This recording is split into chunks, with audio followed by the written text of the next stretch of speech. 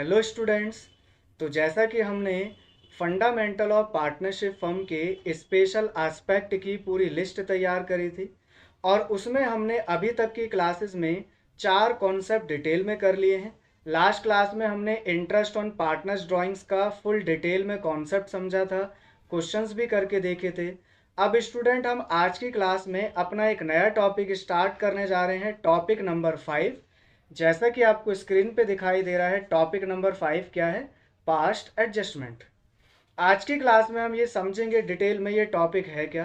और student start करने से पहले मैं आपको बता दूं कि ये टॉपिक बहुत ही ज़्यादा इम्पॉर्टेंट है अपने आप में, क्योंकि ये टॉपिक फ्रिक्वेंटली बेसिस पर लास्ट ईयर्स में कई बार पूछा गया है। ये टॉपिक में से क्वेश्चन अलग से 4 नंबर में, 5 नंबर में अलग से क्वेश्चन आने के बहुत ही ज़्यादा चांसेस हैं।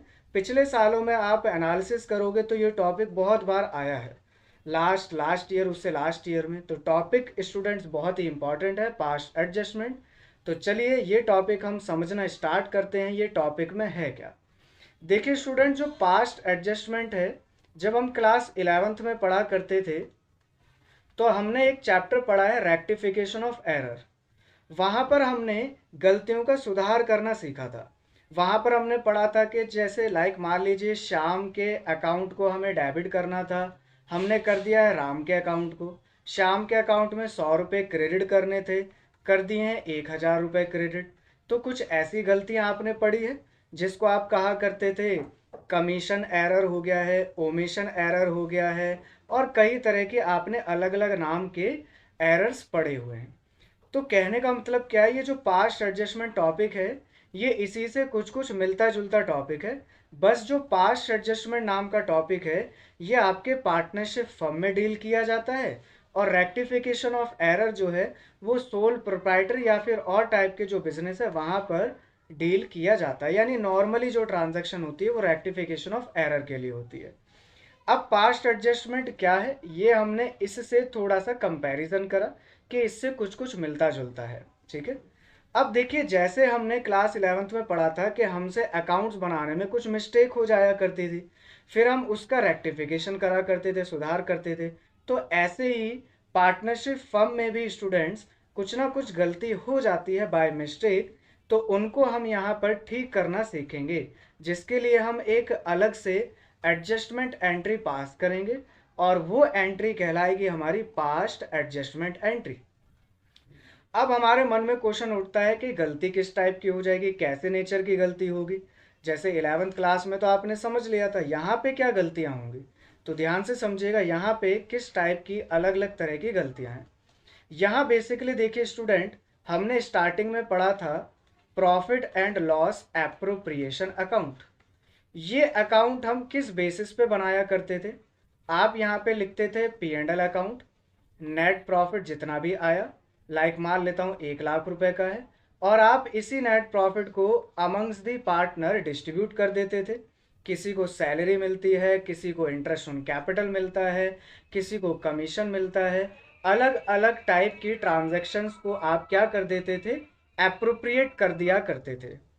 अब स्टूडेंट्स, अगर मैं आपसे एक सवाल पूछूं कि P&L एप्रोप्रिएशन करने का आधार क्या होता था, बेसिस क्या होता था, आप P&L एप्रोप्रिएशन अकाउंट बनाने के लिए किस चीज की डिमांड करा करते थे, क्या चाहिए होता था आपको?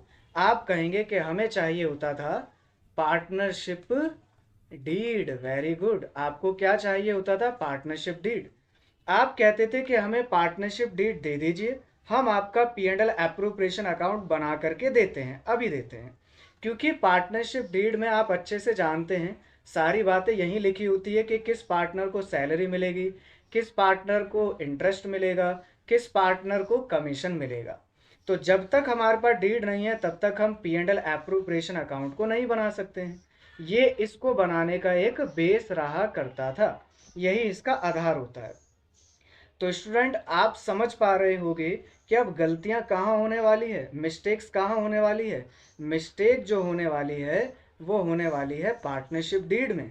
जब भी स्टूडेंट्स पार्टनरशिप डीड में मिस्टेक हो जाए, आप समझ जाना कि ये मिस्टेक जो है वो पार्टनरशिप फर्म की है, और यहाँ पर हम एक पास्ट एडजस्टमेंट एंट्री पास करके उस गलती का सुधार करने वाले हैं।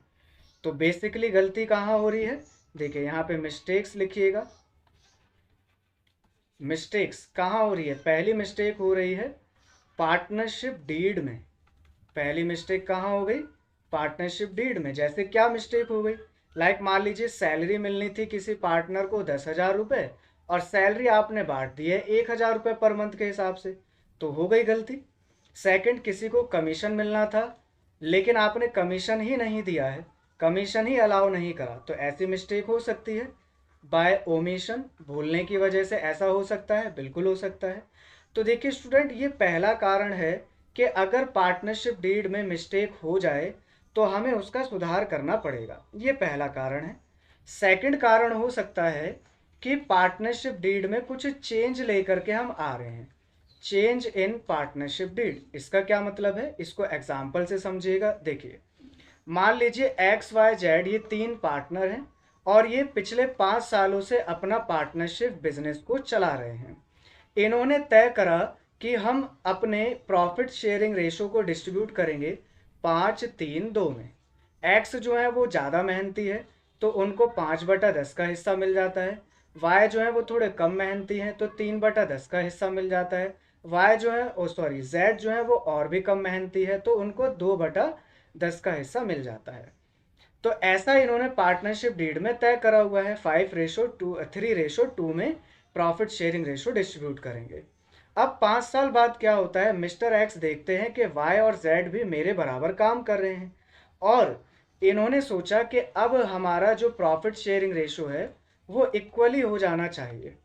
और साथ ही साथ कैसे इक्वली हम डिस्ट्रीब्यूट करेंगे, रेट्रोस्पेक्टिव इफेक्ट को लेकर के डिस्ट्रीब्यूट करेंगे। समझिएगा स्टूडेंट कि ये रेट्रोस्पेक्टिव इफेक्ट होता क्या है। रेट्रोस्पेक्टिव इफेक्ट ये कह रहा है मिस्टर एक्स कि अब जो इक्वली हम बांटेंगे ना, वो पिछले 5 सालों में जो हमने प्रॉफिट बांटा है उसको हम इक्वली बांटेंगे। यानी कि इसको कहा जाता है रेट्रोस्पेक्टिव इफेक्ट, यानी कि स्टार्टिंग से ही चेंजेस लेकर के आना। तो देखिए स्टूडेंट, अगर ये पहले से ही दोबारा से इक्वली अपने प्रॉफिट को बांटेंगे तो चेंज तो आएगा ही। पार्टनरशिप डीड में चेंज आ गया, पहले 5:3:2 में बांटा था इन्होंने प्रॉफिट, अब इक्वली बांटना स्टार्ट करेंगे तो फिर चेंज आएगा और चेंज आने की वजह से हमें एडजस्टमेंट एंट्री पास करनी पड़ेगी, एडजस्टमेंट को डन करना पड़ेगा। उसी के बाद आप क्या कर पाएंगे, सही एंट्रीज को दिखा पाएंगे। तो देखिए स्टूडेंट, ये दूसरा कारण है कि अगर पार्टनरशिप डीड में कुछ चेंज आ रहा है तो उसकी वजह से भी हमें पास्ट एडजस्टमेंट करना पड़ सकता है।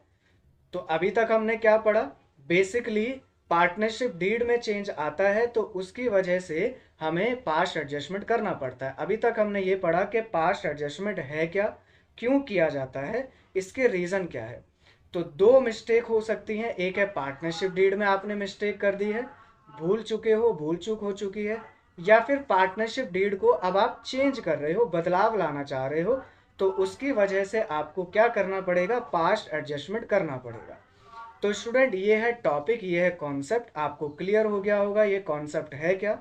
अब इस कॉन्सेप्ट को जो हमने समझा है, इस कॉन्सेप्ट को हम एक एग्जाम्पल लगा करके देखेंगे, एग्जाम्पल क्वेश्चन करेंगे। तो ये जो जो हमने थ्योरेटिकल कॉन्सेप्ट समझा है वो न्यूमेरिकली हमें ज़्यादा अच्छे से समझ में आएगा। तो चलिए अब एक क्वेश्चन को करना स्टार्ट कर देते हैं। तो स्टूडेंट्स, मैं हो गया हूँ साइड में और अब हम स्टार्ट कर देते हैं अपने क्वेश्चन को करना। देखिए क्वेश्चन है, ये मैंने आपकी TS ग्रेवाल वाली बुक में से ये क्वेश्चन उठाया है। काफ़ी अच्छा क्वेश्चन है, आपको एक क्वेश्चन अच्छे से समझ में आएगा तो आप बाकी के बहुत सारे क्वेश्चन हैंडल कर लेंगे बहुत ही आसानी से। देखिए समझते हैं क्वेश्चन में क्या कहा गया है। A, B and C were partners, their capital were rupees, A की दे रखी है, B की दी है और C की भी दे रखी है। ABC तीनों पार्टनर है और तीनों ने इतना इतना पैसा इन्वेस्ट करा हुआ है। According to the partnership deed, लीजिए पार्टनरशिप डीड इन्होंने बना रखी है। They were entitled to an interest on capital at the rate of 5% per annum. Interest on capital मिलेगा सभी पार्टनर को, ठीक है, कोई परेशानी नहीं है। इन एडिशन, इसके अलावा B was also entitled to draw a salary of ₹500 per month. इसके अलावा बी का राइट है कि वो सैलरी लेगा और सैलरी कितनी मिलेगी उसको, 500 रुपये पर मंथ, यानी साल के हो गए 6,000 रुपये। She was entitle to a commission of 5% on profit after charging interest on capital but before charging salary payable to be. इस लाइन को समझेगा स्टूडेंट्स, बड़ी इंपॉर्टेंट लाइन है यहाँ पर ये। इसमें अक्सर स्टूडेंट्स को दिक्कत होती है समझने में, ध्यान से समझिएगा। सी वॉज एंटाइटल, सी का राइट क्या है कि उसको कमीशन मिलेगा 5%, लेकिन किस प्रॉफिट पर, on the profit after charging interest on capital. उस प्रॉफिट पर आप कैलकुलेट करेंगे जो इंटरेस्ट ऑन कैपिटल चार्ज करने के बाद का है, यानी कि प्रॉफिट में से आप इंटरेस्ट ऑन कैपिटल को माइनस कर देंगे, उसके बाद का ही तो प्रॉफिट आएगा। उस प्रॉफिट पर आपको 5% कैलकुलेट कर देना है, लेकिन आपको जो सैलरी देनी है बी को उसको माइनस नहीं करना है, वो बिफोर है, उससे पहले का कह रहा है। Clear. Net profit for the year was ₹30,000 distributed in the ratio of Capitals without providing for any of the above adjustment. समझिएगा लाइन को ध्यान से, क्या कह रही है लाइन ये। नेट प्रॉफिट हुआ है फर्म में इस साल 30,000 रुपये का, जिसको डिस्ट्रीब्यूट कर दिया गया है सभी पार्टनर में कैपिटल रेशो में, कैपिटल रेशो में। और कैपिटल क्या है इनकी, ए की है 30,000, बी के 20,000 और सी की है 10,000। कैपिटल का अगर आप रेशो निकालो तो क्या आएगा, 3:2:1 आएगा। सभी के 4 जीरो कट जाएंगे और रेशो आएगा 3:1। लेकिन इसमें से आपने कुछ भी अलाउ नहीं करा है, कुछ भी प्रोवाइड नहीं करा है। किसमें से, जैसे इंटरेस्ट ऑन कैपिटल देना था पार्टनर को, बी को सैलरी मिलनी है, सी को कमीशन मिलना है, इसमें से आपने कुछ भी नहीं दिया है किसी पार्टनर को। लिखा ना यहाँ पे without providing for any of the above adjustment, आपने कुछ भी नहीं एडजस्ट करा है। इसका मतलब यहाँ पे हो गई है मिस्टेक। जैसे अभी आपको मिस्टेक समझाई, हो सकता है ये पेज मिस हो गया हो सकता है भूल गया हो अकाउंटेंट इसको रिकॉर्ड करना, तो कुछ भी अलाउ नहीं करा है, ये तो मिस्टेक हो गई है, इसको हमें ठीक करना है। The profits were to be shared in the ratio of 5:3। ओहो, यहाँ तो एक और मिस्टेक हो गई है। क्या मिस्टेक एक और हो गई है स्टूडेंट, इन्होंने 30,000 रुपये का जो प्रॉफिट है, ये 30,000 रुपये का प्रॉफिट किस में बांट दिया है, इन्होंने बांट दिया है कैपिटल रेशो में। और जबकि पार्टनरशिप डीड में क्या तय हुआ है कि किस में बांटा जाना चाहिए, 5:2:3 में बांटा जाना चाहिए। तो इन्होंने तो अपने प्रॉफिट को भी गलत बांट दिया है, यानी कि यहाँ पर कई सारी मिस्टेक्स हैं, इनको हमें ठीक करना होगा। अब देखिए क्वेश्चन क्या कह रहा है, पास necessary adjustment entry showing the working clearly. हमें दो काम करने हैं, एक तो एडजस्टमेंट एंट्री पास करनी है और जो भी वर्किंग रिक्वायर है, जरूरी है, उसको हमें बनाना है। ठीक है स्टूडेंट्स, तो देखिए कैसे किया जाएगा, ध्यान से समझिएगा। इसको करना हम अब कर देते हैं स्टार्ट। सबसे पहले देखिए स्टूडेंट, जो मेन पार्ट है ना इसका सॉल्यूशन का, वो मेन पार्ट है एडजस्टमेंट एंट्री को दिखाना। ठीक है ना, तो एडजस्टमेंट एंट्री के लिए आप यहाँ पर एक छोटा सा फॉर्मेट बनाएंगे और यहाँ पे मेरे साथ में फॉर्मेट बनाना कर दीजिए स्टार्ट। यहाँ लिखेंगे हम पहले नंबर पास्ट एडजस्टमेंट एंट्री। और आप कैसे बनाया करते थे, जैसे जर्नल एंट्री का फॉर्मेट बनाया करते थे वैसे ही यहाँ पे बना दीजिए, लेकिन छोटा ही बनाइएगा, ज़्यादा बड़ा नहीं बनाना है, क्योंकि एक ही जर्नल एंट्री पास की जाएगी। एक जर्नल एंट्री से हमारा सारा काम हो जाएगा फिनिश। कैसे होगा अभी हम समझेंगे कि एक ही जर्नल एंट्री से इतनी सारी जो मिस्टेक्स हैं वो कैसे हो जाएंगी हमारी करेक्ट। ये देखिए पर्टिकुलर, LF, डेबिट और क्रेडिट लिख लिया है। यहाँ पे आप इसको छोड़ देंगे। इसके बाद मेन काम जो हमारा आएगा वो आएगा वर्किंग नोट में। तो वर्किंग नोट हम बनाना करेंगे स्टार्ट। वर्किंग नोट में हमें क्या बनाना है, एक टेबल बनानी है स्टूडेंट। टेबल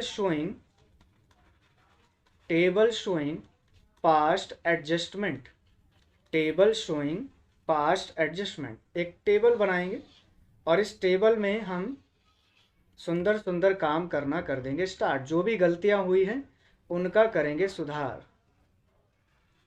ये देखिए यहाँ पे हम लिखेंगे ट्रांजैक्शंस, जो भी ट्रांजैक्शंस है, या आप पर्टिकुलर्स भी लिख सकते हैं। ए का कॉलम है, बी का कॉलम है और सी का कॉलम है। ठीक है, इसको थोड़ा सा मैं इधर बनाता हूँ, क्योंकि एक कॉलम और बनेगा इसमें, और वो कॉलम बनेगा फर्म का। इसको हम पी एंड एल एप्रोप्रिएशन भी कह सकते हैं कि पी एंड एल एप्रोप्रिएशन का कॉलम है। अब करना कैसे है काम इसमें, देखिए सबसे पहले आप फॉर्मेट बना लीजिए मेरे साथ यहाँ पे, और अब कॉपी पेन पर लिखना आप बंद कर दीजिए अपनी कॉपी पर, और पहले आपने बेसिक अंडरस्टैंडिंग लेनी है काम करना कैसे है। ठीक है, ये देखिए सबसे पहले आप क्वेश्चन को देखिए, क्वेश्चन में जड़ क्या है, गलती कहाँ हुई है। सबसे पहले नंबर, ये जो इन्होंने नेट प्रॉफिट बांटा है 30,000 का, इन्होंने कैपिटल रेशो में बांट दिया है, और ये कैपिटल रेशो में बांटना बिल्कुल गलत है। कैपिटल रेशो क्या आई इनकी, अभी हमने निकाली थी 3:2:1, यहाँ से निकल के आई। इन्होंने पहला ही काम गलत करा कि 30,000 का नेट प्रॉफिट इन्होंने गलत बांट दिया। ए के खाते में अगर मैं निकालूं तो कितना गया होगा, 3 2 5 और 1 6, 3/6, यानी कि ये गया होगा 15,000 ए के खाते में। और बी के खाते में कितना गया होगा, 30,000 का 2/6, कितना आ जाएगा, 10,000 रुपये आ जाएगा। और सी के खाते में कितना गया होगा स्टूडेंट, 30,000 का आप करेंगे 1/6, यह आ जाएगा 5,000। मुझे एक बात बताइए स्टूडेंट्स, ये 15,000, 10,000 और 5,000 तीनों के खाते में जो गए हैं, क्या ये प्रॉफिट डिस्ट्रीब्यूट करेक्ट हुआ है? क्या ये प्रॉफिट डिस्ट्रीब्यूशन करेक्ट है? आप कहेंगे बिल्कुल गलत है। ये तो इन्होंने कैपिटल रेशो में बांट दिया, यही तो गलती करी है, जबकि इनको किस में बांटना चाहिए था, इनको 5:2:3 में बांटना चाहिए था। ये तो उन्होंने बहुत ही बड़ी गलती करी है। तो पहले नंबर हम इस गलती का सुधार करेंगे, और इस गलती का सुधार कैसे होगा आप ही बताइए, मुझे जर्नल आंसर करिए कि इस गलती का सुधार क्या होगा। आप कहेंगे कि ये जो गलत प्रॉफिट बांट दिया गया है, इस प्रॉफिट को सभी पार्टनर के कैपिटल अकाउंट से ले लिया जाए, इनके पार्टनर्स के कैपिटल अकाउंट से वापस ले लिया जाए। जब ये गलत प्रॉफिट बांटा है तो वापस ले लीजिए, और जब जो जो देना चाहिए वो सब चीज़ें दे दीजिए, जैसे कि इंटरेस्ट ऑन कैपिटल देना है ना, सैलरी देनी है, कमीशन देना है, तो इसके बाद आप देना स्टार्ट कर दीजिए। तो पहला काम क्या होगा स्टूडेंट, पहला स्टेप क्या होगा, ये जो गलत प्रॉफिट बांटा गया है इसको ले लिया जाए। तो पहला काम हम पहले कर देते हैं इस टेबल के अंदर में, और आप यहाँ पे लिखेंगे, आप यहाँ पर लिखेंगे स्टूडेंट्स, प्रॉफिट रॉन्गली डिस्ट्रीब्यूटेड। क्या लिखेंगे, प्रॉफिट रॉन्गली डिस्ट्रीब्यूटेड ऑलरेडी। ये पहले ही इन्होंने प्रॉफिट गलत बांट दिया, और किस रेशो में बांटा इन्होंने, 3:2:1, जो कि गलत है। और ये आप चाहो तो यहाँ दिखा देना, या मैंने जो पीछे वर्किंग नोट में दिखाया वहाँ पे भी दिखा सकते हो अलग से। ए के खाते में कितना गलत गया, 15,000, बी के खाते में 10,000 गया, और सी के खाते में 5,000 गया। आप इनके कैपिटल अकाउंट्स में से ले लोगे तो इसका मतलब माइनस कर दोगे ना, और माइनस करने के लिए तो ब्रैकेट बनाया जाता है। इनके कैपिटल अकाउंट में से ले लिया प्रॉफिट जो गलत बांटा था, और फर्म के खाते में ये आ जाएगा वापस से, और ये कितना आ जाएगा, 30,000। तो फर्म के कॉलम में तो आप इसको प्लस कर देंगे, क्योंकि ए बी सी से ले लिया तो फर्म के P and L appropriation account में प्रॉफिट को बढ़ा दिया जाएगा वापस से। तो ये काम हमें करना है। अब चलते हैं कि हमें क्या क्या देना था। देखिए सबसे पहले नंबर, इंटरेस्ट ऑन कैपिटल देना है। तो इंटरेस्ट ऑन कैपिटल कितना है, 5% है। 5% आप सभी का निकालेंगे। ए का कितना आएगा, 1500 आएगा, 30,000 का 5% निकाल देंगे। बी का आएगा 1000, और सी का आएगा 500। तो जो निकल के आया है आप इसको वर्किंग नोट में यहाँ पे दिखाएंगे, ऐसे करके आप यहाँ पे वर्किंग नोट बनाएंगे। ए में गया है इंटरेस्ट ऑन कैपिटल, जो इसकी कैपिटल है, कैपिटल इसकी है 30,000, 20,000 और 10,000, उसी के अकॉर्डिंग दे देंगे। 30,000 के ऊपर 5% लगाएंगे तो ये आएगा 1500। बी का लगाएंगे 20,000 के ऊपर 5%, तो इसका आ जाएगा 1,000 रुपये। और सी के ऊपर लगाएंगे 10,000 के ऊपर 5%, तो इसका निकल के आएगा 500। ये दिया जाना चाहिए कि नहीं दिया जाना चाहिए स्टूडेंट्स, बताइए। दिया जाना चाहिए बिल्कुल। और क्या ये इन्होंने दिया है, बिल्कुल नहीं दिया, ये गलती करी है। अब हम दे देंगे, ठीक है ना, अब तो बात बिल्कुल ठीक बन चुकी है, अब हम इनको दे देंगे। तो सेकंड आप यहाँ पे लिखेंगे, interest on capital distributed, interest on capital distributed. हाँ जी, कितना कितना आया? 1500, 1000 और 500। 1500, 1000 और 500। ये जब पार्टनर्स के खातों में दिया जाएगा तो प्लस ही होगा ना स्टूडेंट्स, लेकिन फर्म है इनको देने वाली, तो फर्म के कॉलम में से तो ये माइनस हो जाएगा। और कितना माइनस हो जाएगा? 3000 रुपये। करेक्ट है बात स्टूडेंट्स। चलिए सेकंड हमें, और इसके बाद क्या करना है? इसके बाद देखिए क्वेश्चन में लिखा हुआ है, इसके बाद क्वेश्चन में देखिए लिखा हुआ है कि बी को 500 रुपये पर मंथ सैलरी मिलेगी, तो पूरे साल की कितनी हो गई? 6000 रुपये हो गई। चलिए ये भी दे देते हैं हम यहाँ पर थर्ड नंबर पे, सैलरी टू बी। ये भी पहले नहीं दिया था, अब हम दे देंगे बी को भी सैलरी। ए का कोई काम नहीं है, बी के कॉलम में आ जाएगा, सी का कोई काम नहीं है, और 6000 रुपये फर्म के कॉलम में से माइनस कर दिए जाएंगे। Very good. इसके बाद देखिए सी का कमीशन देना है, यहाँ पे लिखा हुआ है। सी का कमीशन जरा ध्यान से निकालिएगा, इसके लिए वर्किंग नोट बनाना है आपको।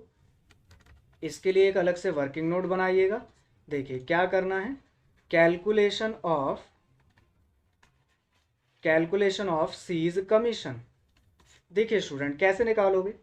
जो हमें प्रॉफिट दिया हुआ है 30,000 रुपये का, इसमें से आप इंटरेस्ट ऑन कैपिटल को माइनस कर देंगे, क्योंकि साफ साफ क्वेश्चन कह रहा है कि इंटरेस्ट ऑन कैपिटल के बाद का जो प्रॉफिट आएगा उसी पर सी का कमीशन 5% कैलकुलेट किया जाएगा।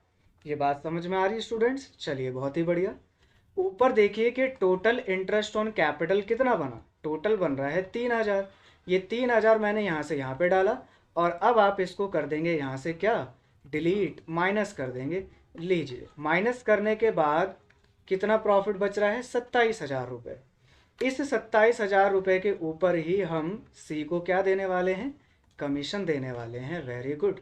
तो 5% निकाल दीजिए, देखिए इसका क्या होगा? सी का कमीशन निकल के आ जाएगा। देखिए ज़रा, विदाउट कैलकुलेटर आपको काम करना है, मैं तो जल्दी के लिए कैलकुलेटर का इस्तेमाल कर लेता हूँ। 1350 रुपये निकल के आ रहा है, तो 1350 हम सी के खाते में डाल दें। सी का कमीशन भी इन्होंने नहीं दिया, यहाँ पे भी नालायकी दिखाई है इन्होंने, तो कमीशन टू सी। देखिए जी, ए से कोई मतलब नहीं है, बी से भी कोई मतलब नहीं है, सी को 1350 का कमीशन दे दिया जाएगा, और कौन देगी? फर्म देगी, तो फर्म के कॉलम में से माइनस हो जाएगा। हो गया यहाँ तक क्लियर? और किस पार्टनर को क्या दिया जाना है? बाकी स्टूडेंट्स देखिए जरा क्वेश्चन में और क्या रह गया है, क्या इसके अलावा कुछ रह गया है? कुछ भी नहीं बचा है, सी का कमीशन लास्ट था, तो हो गया कंप्लीट। अब हमें क्या करना है स्टूडेंट्स? यहाँ पे आप लगाएंगे टोटल। सबसे पहले आपको टोटल लगाना है फर्म के कॉलम का। किसका? फर्म के कॉलम का नंबर 1 टोटल लगाइए। देखिए 30,000 प्लस का है और बाकी माइनस का है, तो 30,000 में से 9,000 मैंने माइनस करे और 1350, तो 19,650 का फर्म के कॉलम में प्लस का बैलेंस आ रहा है स्टूडेंट्स। आ रहा है ना? आप भी टोटल लगाइए। देखिए मैं रफली ये लिख रहा हूँ, यहाँ पे आपको लिखना नहीं है, आपको ये रफली काम करना है कि फर्म के कॉलम में पॉजिटिव बैलेंस आ रहा है 19,650 यहाँ पर इस वाले में। ठीक है ना? आपको यहाँ पे अभी लिखना नहीं है, रफली काम करना है। अब आप मुझे एक बात बताइए, जो ये 19,650 का पॉजिटिव बैलेंस आया है, ये रिमेनिंग प्रॉफिट ही तो है, और इसको आप क्या कहा करते थे? Divisible profit. वेरी गुड, इसको आप कहते थे डिविजिबल प्रॉफिट। और ये डिविजिबल प्रॉफिट किस में बढ़ जाया करता है स्टूडेंट्स?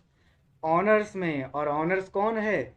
पार्टनर है, ए बी और सी। तो तीनों के खातों में आप इसको बांट दोगे, ए के में, बी के में और सी में। 19,650 को बांट दीजिए, तो लिखोगे क्या? जरा देखिएगा, इसको मैं हटा देता हूँ। आपने ये काम किस में करना है? रफली काम करना है, वर्किंग नोट में काम करना है।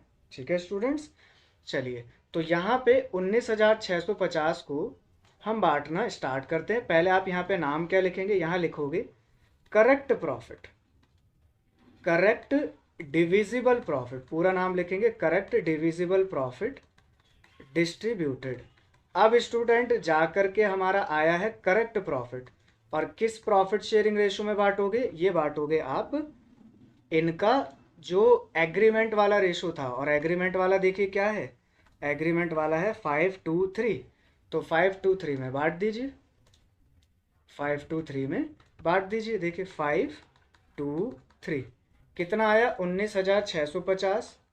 तो पहला ए के खाते में कितना जाएगा, 5/10। तो 1950 मल्टीप्लाई 5, सॉरी 1965 मल्टीप्लाई 5, ये आ रहा है यहाँ पर 9825। ए के खाते में इतना आ रहा है स्टूडेंट्स। बी का भी ज़रा निकालिए कितना आ रहा है, 1965 मल्टीप्लाई 2, ये आ रहा है 3930। और सी के खाते में आ रहा है 1965 मल्टीप्लाई 3, ये आ रहा है 5895। ठीक है, ये सारा हो गया कंप्लीट यहाँ तक।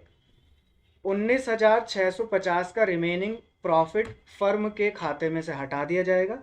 ये बांट दिया है हमने सभी पार्टनर्स में उनके एक्चुअल रेशो में जिसमें बटना चाहिए।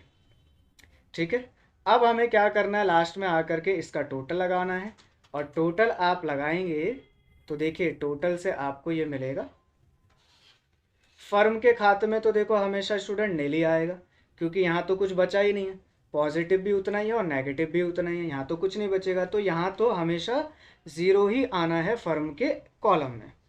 अब जरा ए का टोटल लगाइए और चेक कीजिए कि ए के खाते में पॉजिटिव बैलेंस आ रहा है या नेगेटिव आ रहा है। देखिए 15,000 माइनस का है और प्लस के दो हैं, 1500 9825 माइनस 15,000। तो ए के कॉलम में नेगेटिव बैलेंस आ रहा है और नेगेटिव बैलेंस क्या आ रहा है, 3675। 3675 ये नेगेटिव आ रहा है स्टूडेंट।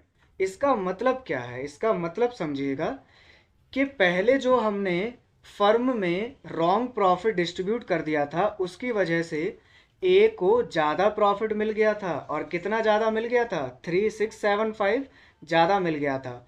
अब इससे इतना प्रॉफिट वापस ले लिया जाएगा। बात समझ में आ रही है। 3675 ए के खाते में पहले ज़्यादा बांट दिया था, अब यही प्रॉफिट हम वापस ले लेंगे ए के खाते में से 3675। ये इसका डीपली मतलब है। अब जरा बी का निकालिए, बी का टोटल कीजिए, देखिए क्या आ रहा है, 6 3 9 10,930। ये तो साफ साफ दिख रहा है 930 रुपये बचेगा स्टूडेंट्स, करेक्ट। ये तो साफ साफ दिख रहा है आपको। तो 930 का पॉजिटिव बैलेंस आ रहा है। इसका क्या मतलब हुआ कि बी को 930 रुपये पहले कम मिले थे गलत प्रॉफिट बांट देने से, अब 930 रुपये उसको दे दिए जाएंगे, ये इसका मतलब है।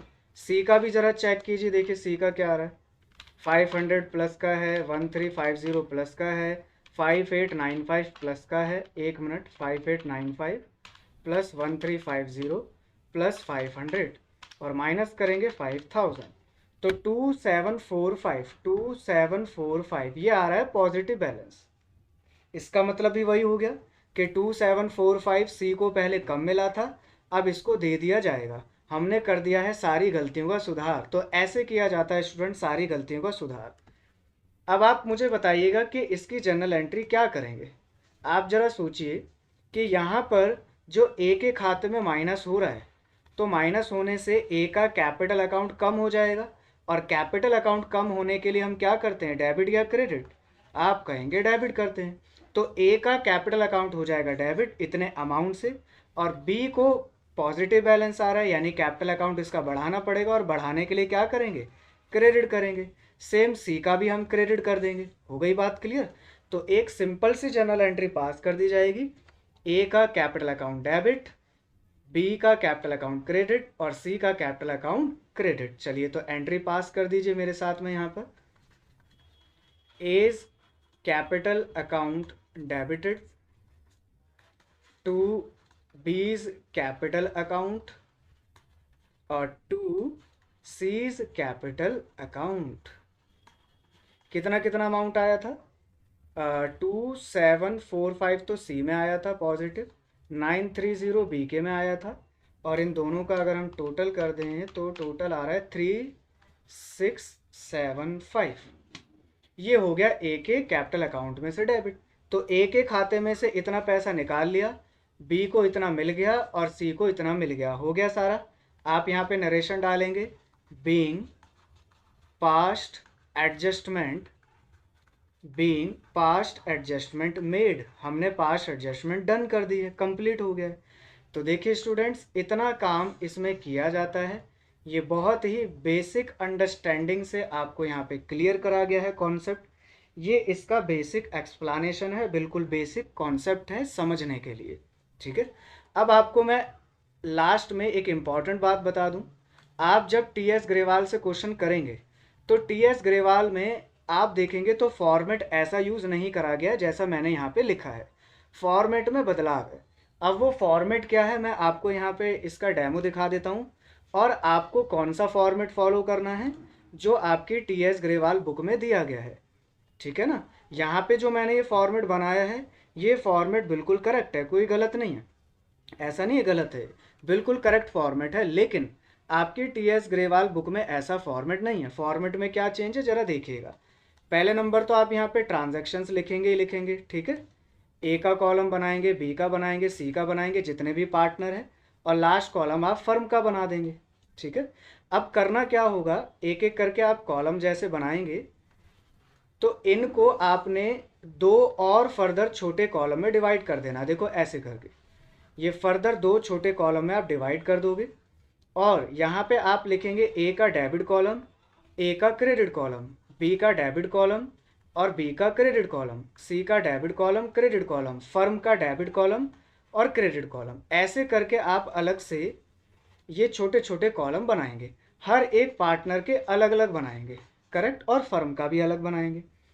अब इसमें कैसे पोस्टिंग करेंगे, देखिए स्टूडेंट्स, बहुत ही ज़्यादा आसान है। आपने जो ये ऊपर टेबल समझ ली है, इसी से ही आप पोस्टिंग कर लेंगे।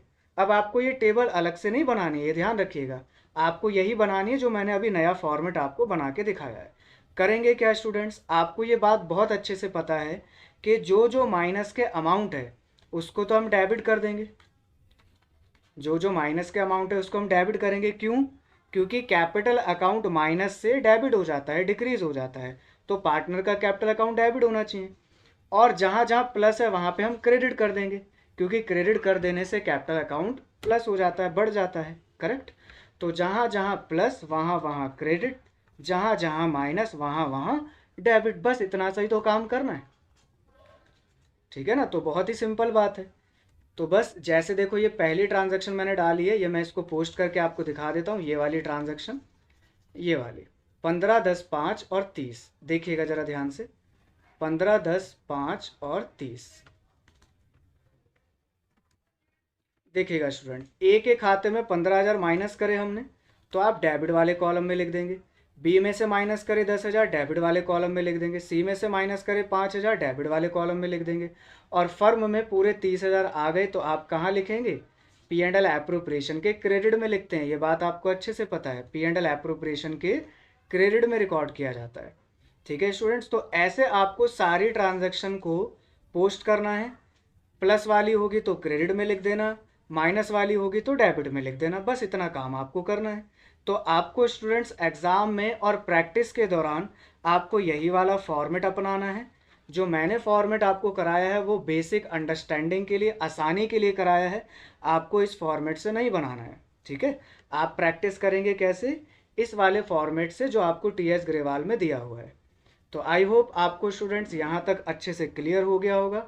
कोई भी डाउट होगा तो आप डाउट्स पूछ ही रहे हैं, कमेंट्स में डाउट्स आप पूछ सकते हैं, कोई दिक्कत वाली बात नहीं है। ठीक है स्टूडेंट्स, तो देखिए आज का जो टॉपिक हमने करा वो कंप्लीट हो चुका है। अब स्टूडेंट्स हम नेक्स्ट क्लास में अगला टॉपिक उठाएंगे, और जो अगला टॉपिक है वो फंडामेंटल वाले चैप्टर का आपका लास्ट टॉपिक रह जाएगा, गारंटी ऑफ प्रॉफिट। आपका होमवर्क क्या है, आपने टीएस ग्रेवाल बुक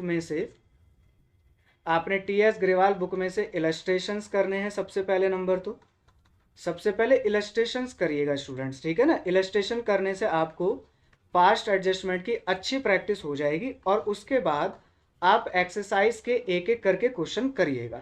ठीक है स्टूडेंट्स, तो चलिए आज की क्लास में हम इतना रखते हैं, और मिलते हैं अब हम अगली क्लास में। और हाँ, स्वस्थ रहें, व्यस्त रहें और मस्त रहें।